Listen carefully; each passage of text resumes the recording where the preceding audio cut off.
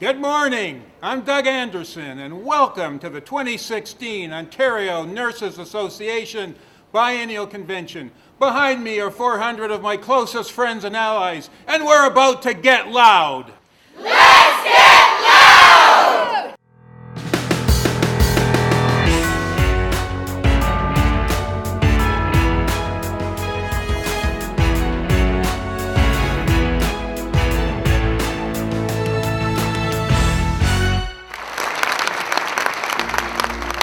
ONA's strength comes from its membership. We need to understand our diversity and the challenges presented by discrimination in order to move forward united. United, we and the board, our team, we all invite you. We invite you to stand with us as a diverse and united union that is stronger for our diversity. Stand with me as a union, stand with me as an activist, and please stand with us as a human rights advocate. The Human Rights and Equity Caucus underwent a format change. All designated groups came together to discuss intercultural competence and white privilege. Privilege. You never have to worry about that stuff, okay? How many people in this room has ever been followed while walking in a grocery store or in a department store? We all have privilege, okay? Whether it's because of our gender, whether it's because of our ability, in terms of our physical ability, whether it's because of our race or ethnicity or language or age, whatever. We all have those. But white privilege is a particular type of privilege that is insidious. And it speaks to how people respond in a structural kind of way to difference. And we need to acknowledge that that's real. It is real, it is institutional, and we need to acknowledge that. So that was my approach today, to get people to at least start to ask those questions about what does it look like and what part am I playing in perpetuating that.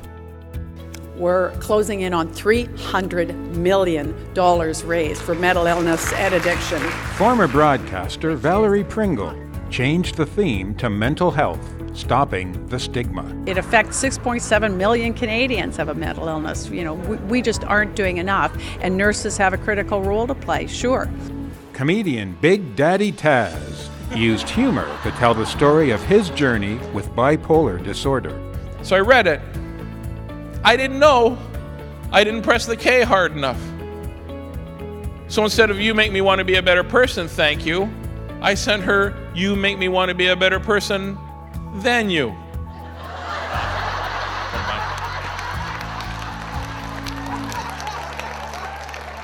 I used humor from a very young age when I was getting picked on or bullied at school or at home when life wasn't going the way it needed to be. I realized quickly if I made light of the situation that I felt safer.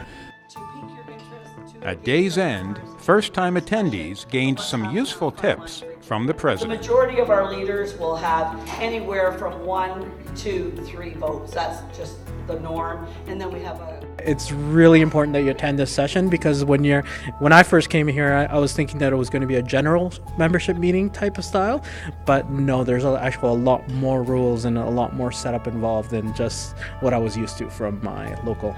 The one thing I learned about the voting process is that it's completely different than what we have with general membership meetings. Here, people have weighted votes that actually one person may have 9 votes as the other person may have 1 vote. The biggest tip I learned is that no sense makes sense. As the Biennial Convention launches today, get ready to hear about the work of the union. Linda Haslam Stroud is busy putting the finishing touches on her president's address. With bated breath, this is Doug Anderson for Biennial AM.